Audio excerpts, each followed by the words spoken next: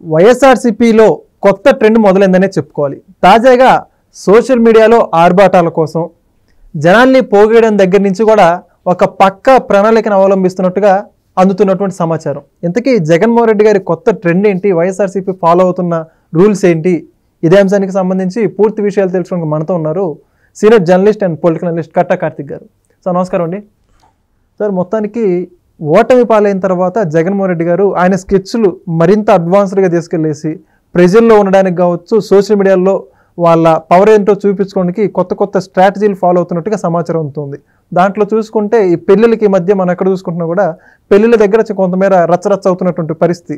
ఆ రచ్చ వెనుక కూడా ఒక ప్రణాళిక సిద్ధం చేసుకుంటున్నారని చెప్పేసి వాస్తవాలు అయితే బయటకు వచ్చాయి. ఏంటంటారు మొత్తానికి? మామూలుగా ఈవెంట్ మేనేజ్మెంట్ మనం చూస్తాం. అంటే ఎక్కడైనా పెళ్లి కుదిరినప్పుడు ఆ ఇరు కుటుంబాలు ఒక ఈవెంట్ సంస్థని అప్రోచ్ అయ్యి, మా రెండు కుటుంబాల మధ్య పెళ్లి కుదిరింది, మీకు ఈవెంట్ అప్పు చెప్తున్నాం, ఎంత ఖర్చు ఏదో చెప్పండి అంటే మొత్తం వాళ్ళే చూసుకుంటారు. ఎంగేజ్మెంట్ కావచ్చు, ప్రీ వెడ్డింగ్ షూట్ కావచ్చు, తర్వాత శుభలేఖలు కొట్టేయటం కావచ్చు, వాటిని పంచడం కావచ్చు, పురోహితుని అరేంజ్ చేయడం కావచ్చు, కెమెరామెన్ అరేంజ్ చేయడం కావచ్చు, తర్వాత ఫంక్షన్ అరేంజ్ చేయడం కావచ్చు, వచ్చే గెస్టును ఆహ్వానించడం కావచ్చు, వాళ్ళు వచ్చే గెస్టులు మంచి చెడు చూడటం కావచ్చు, వాళ్ళ తిండి తిప్పలు మంచి చెడు మొత్తం అన్నీ చూసి చివరికి భార్యాభర్తల శోభనం గదిని ఏర్పాటు చేయడంతో సహా అన్ని ఈవెంట్ సంస్థలు చూసే సందర్భం వచ్చేసింది.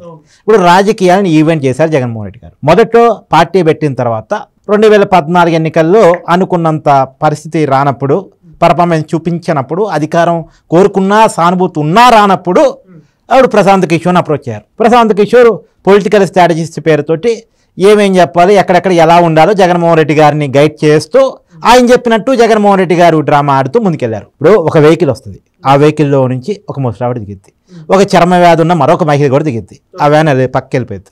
జగన్మోహన్ రెడ్డి గారు అటువైపు నుంచి ఓదార్పు యాత్ర చేసుకుంటున్నాం, పాదయాత్ర చేసుకుంటున్నాం వస్తారు. వెంటనే ఆ ముసలావిడిని వాటేసుకుని ముద్దు పెడతారు, చర్మ వ్యాధి ఉన్నటువంటి వ్యక్తిని కౌగిలించుకుంటారు. ఆ రోజు ఆ ఫోటోలు తర్వాత రోజు పేపర్లో హైలైటెడ్గా వస్తాయి. ఓకే, మొత్తం ఆ రోజు మొత్తం అది ఆ ఫోటోలు సోషల్ మీడియాలో కూడా సర్క్యులేట్ అవుతాయి. ఇలాంటి అనేకం చూశారు. తర్వాత సరే, ఇవి నిజంగా జగన్మోహన్ రెడ్డి గారికి అంత మానవత్వం ఉండి ప్రజల మీద ప్రేమ ఉంటే మరి అధికారం ఉన్నప్పుడు కూడా అదే ప్రేమ ఉండాలిగా.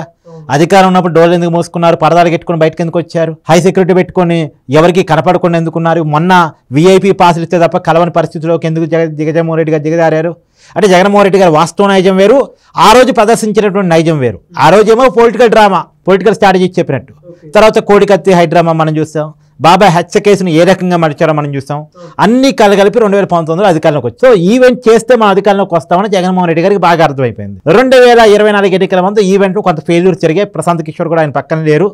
సరే, సొంతంగా ఆయన పేస్ పెట్టుకునేది అధికారంలోకి వస్తానుకున్నారు, సాధ్యం కాలేదు. సో జగన్మోహన్ రెడ్డి గారికి ఏంటంటే ఈవెంట్ చేస్తే అధికారంలోకి వచ్చాం, ఈవెంట్ చేయలేకపోయాం, నా పేస్ మీద పోతే ఎన్నికల్లో 11 సీట్లే పరిమితయ్యాం.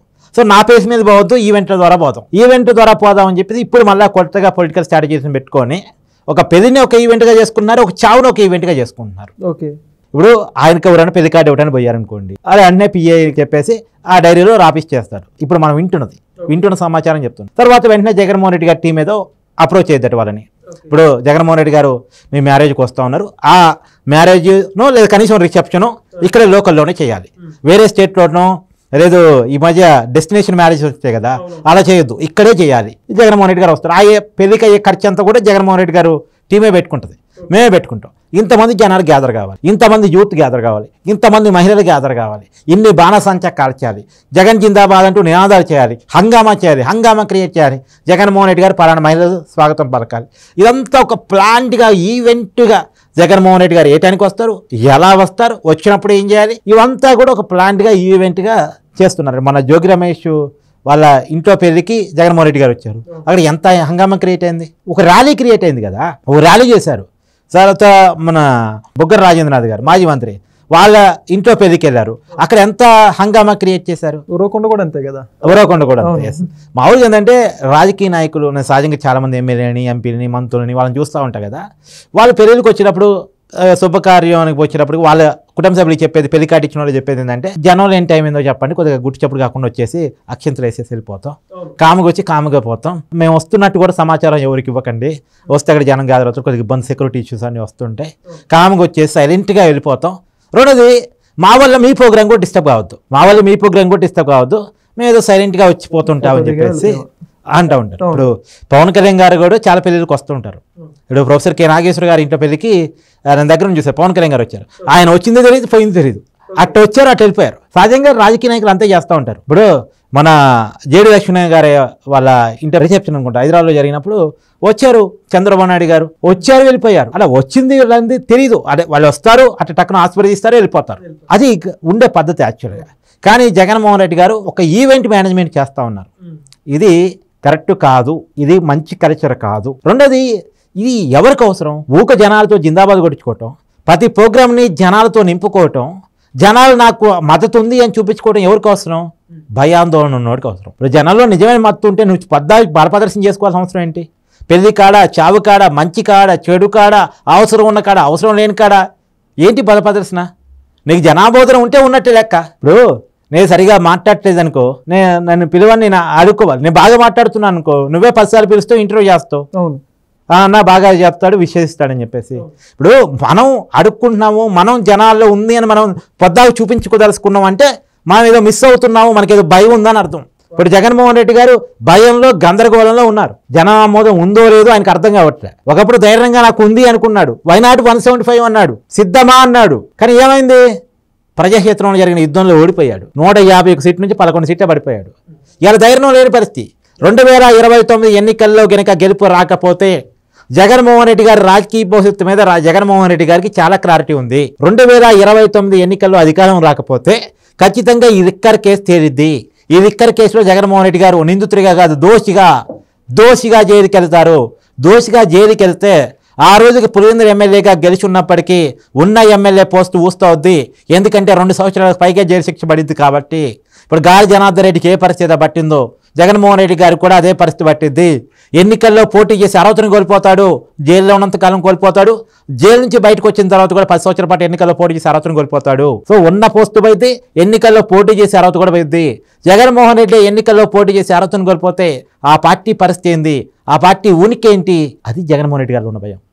ఎట్టి పరిస్థితుల్లో 2029 చావు రేవైనా తల్ల కిందులైనా గెలవాలి, గెలిచి తీరాలి. గెలవకపోతే ఏమవుద్ది? రాజకీయ భవిష్యత్తు కంప్లీట్గా బంద్ అవుద్ది. సో జగన్మోహన్ రెడ్డి గారికి ఆ క్లారిటీ ఉంది. అందుకనే ప్రతిదాన్ని ఒక ఈవెంట్ చేస్తూ ఉన్నారు. ఇప్పుడు ఆయన మామిడికాయ రైతుల దగ్గరికి వెళ్ళాడబ్బా, చిత్తూరు జిల్లాలో. మామూలుగా మంచి ప్రోగ్రాం, ప్రజల సమస్యల మీద వెళ్ళటం అనేది నేనైతే అభినందిస్తాను. ఒక జర్నలిస్ట్గా నేను అభినందిస్తాను, వెళ్ళాలని కోరుకుంటా యాక్చువల్గా. కాకపోతే సమస్య ఉన్నప్పుడు వెళ్ళలేదు, సమస్య క్లోజ్ అయిన తర్వాత వెళ్ళాడు. ఏడుతూ ఒక ఈవెంట్ చేసుకుంటూ వెళ్ళాడు. ఒక 2 ట్రాక్టర్ల నుంచి మామిడికాయలు కింద పడిపోతారు, దాన్ని తొక్కిస్తారు ట్రాక్టర్లతోటి. తర్వాత జగన్మోహన్ రెడ్డి గారు కూడా కనమైతే అదే మామిడికాయల మీద తొక్కించుకుంటూ వెళ్తారు. చూసారా, మామిడికాయలు కొనుగోలు చేయట్లేదు కానీ రోడ్డు మీద పారబోసారని. కానీ ఒక రైతు ఎదురు తిరిగి వీడియో చేశారు, నా ట్రాక్టర్లో ఉన్న మామిడికాయలన్నీ పారబోసారు, నాకు ఎవడిస్తాడు, దిక్కు ముక్కలేదు, ప్రభుత్వం కొనుగోలు చేస్తుంది కదా, అందులో మంచి రేటుకి కొనుగోలు చేస్తుంది కదా, ఇక నన్ను ఆగం చేశారని ఒక వీడియో చేశాడు. ఎవరు పరుగు పోయింది? జగన్మోహన్ రెడ్డి గారి పరుగు కదా పోయింది. ఇలాంటి ఈవెంట్స్ అవసరం అంటే నేను. రెండోది, ఏ రైతు కూడా పండించిన పంటను రోడ్డు మీద పారబోసుకోడు. ఒక పారబోసుకునే కాడికి వస్తే అన్నాళ్ళు పారబోసుకుందా, ఒక్కరోజే పారబోసుకుంటారా? వాస్తవానికి ఇప్పుడు పొగాకు రైతుల దగ్గర పోయాడు, ఏదో ఈవెంట్ చేద్దాం ఉన్నాడు, రైతుల మీదకి ఆడిస్తారు, పొగాకు బేలను దొక్కారు. ఏ పొగాకు రైతుల కోసం పోయారో అదే పొగాకు బేలను దొక్కిన తర్వాత అదే ఎలా అవుతుంది? తర్వాత మిర్చి ఆటకి వెళ్ళారు, మిర్చి ఆటకి మిర్చి బత్తాలు పోయినాయి అంట. అంటే ఏంటిది? జగన్మోహన్ రెడ్డి గారు ఆలోచించుకోవాల్సిందంటే రాజకీయం లెక్క చేయండి, రాజకీయాన్ని ఈవెంట్ చేయకండి. ఎందుకంటే 2019 కంటే ముందు సోషల్ మీడియా కొద్దిగా తక్కువ, కానీ జియో వచ్చిన తర్వాత సోషల్ మీడియా విస్తృతి చాలా పెరిగింది. కాబట్టి ఒకప్పటికి ఇప్పటికీ సోషల్ మీడియా చాలా విస్తృతమైంది. ప్రతి విషయాన్ని కూడా గమనిస్తూ ఉన్నారు, ప్రతి విషయాన్ని ప్రజలు తెలుసుకుంటూ ఉన్నారు. నేను కూడా చాలా వీడియోలో ఇప్పటికే మీ వీడియోలో కూడా చెప్పున్నా, ప్రజల్ని కొంతకాలం మోసం చేయొచ్చు, ఎల్లకాలం మోసం చేయడం సాధ్యం కాదు. రెండోది, కొందరిని ఎల్లకాలం మోసం చేయొచ్చాము, కానీ అందరినీ ఎల్లకాలం మోసం చేయడం కుదరదు. సో జగన్మోహన్ రెడ్డి గారు ఇలా ఈవెంట్ చేయటం వల్ల మీరు బలం ఉందని అనుకుంటారేమో, కానీ అది ఏదో అంటారు కదా, వాపుని చూసి బలుపు అనుకుంటే ఏమవుద్ది? మొత్తానికే మోసం వస్తుంది. రేపు నిజంగా మీ ఈవెంట్ వల్ల మీకే నమ్మకం కలిగి ఇక మనం బలవత్ చేసింది, మనం ఏదైనా చేయొచ్చు అని చెప్పేసి అనుకోకుండా మీరు కనుక సరైన స్ట్రాటజీతో ఎన్నికలకు బాకపోతే ఈ 11 సీట్లు కూడా ఉంటాయో ఉండవో చూసుకోండి. ఎందుకంటే మీరు అనుకున్న స్ట్రాటజీ కనుక నిజమైతే, మీకు జగన్మోహన్ రెడ్డి గారికి జనంలో మద్దతు కనుక ఉంటే, ఇప్పుడు కూటమి అధికారంలోకి వచ్చిన తర్వాత కూడా 3 ఎమ్మెల్సీలు జరిగినాయి, దాంట్లో 2 పట్టభద్రులు, కృష్ణా, గుంటూరు, ఈస్ట్, వెస్ట్.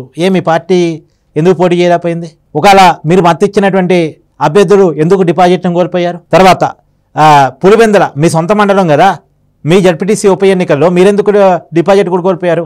ఇది బలం. ఇక్కడ చూపించాలి బలం. పెళ్లి కాడ జిందాబాదులు కొట్టే కాడగా జనాలు చూపించాల్సింది. అవసరం వచ్చినప్పుడు అవకాశం వచ్చిన చోట మీ బలాన్ని చూపించాలి. అవకాశం వచ్చిన చోట అవసరం వచ్చిన చోటమే మీ బలం జీరోగా కనపడుతుంది. కానీ బయటకు వచ్చినప్పుడు జనాల ఆందోళన, ఆవేశం, ఆక్రందన మాత్రం గట్టిగా కనపడతా ఉంది. ఓకే, అవును. సో ఏదేమైనా జగన్మోహన్ రెడ్డి గారు తన స్ట్రాటజీలు పునరాలోచించుకోవాలి. ఒకప్పుడు వర్కౌట్ అయిన స్ట్రాటజీని ఆయన నమ్ముకుంటే పాత చింతకాయ పచ్చడి తిన్నట్టుంటుంది తప్ప ఏముండదు. అంటే గతంలో బెడిసి కొట్టిన టీ కూడా అంతే అవకాశం ఉంటుందంట. ఖచ్చితంగా. ఇప్పుడు కోడికత్త అంటే నమ్మారు, గులకరాయిని నమ్మలేదుగా. సో ప్రతిసారి ఒకే సూత్రం అప్లై అవుద్దని కూడా పొరపాటు. ఎప్పటికప్పుడు రాజకీయ పరిస్థితులు మారుతూ ఉంటాయి, ఎప్పటికప్పుడు మనం కూడా మారుతూ ఉండాలి. ఖచ్చితంగా. Thank you. Please subscribe to Leo News for more videos.